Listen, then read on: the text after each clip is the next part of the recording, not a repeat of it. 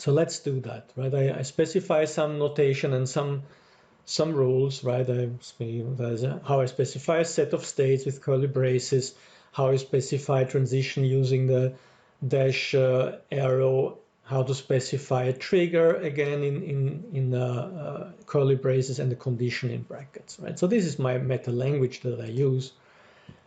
And ChatGPT is very happy because it likes to learn, so it immediately absorbs that.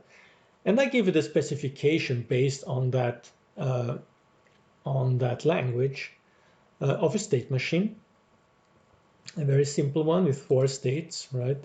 And with some transitions, some events. So, for example, E1 triggers the transition from S1 S2. E2 triggers the transition S3 S2 S3 with a guard which is V1 greater than 0. We have to specify what V1 is and so on. So I'll provide that as an input and see what it can do with that.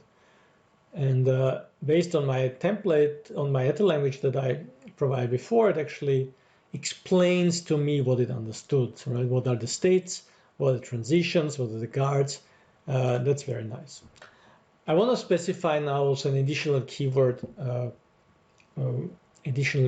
where to start in the state machine. I call it initial with a state. So I tell ChatGPT incrementally expand that language, right? So I start with some language and then I add new keywords.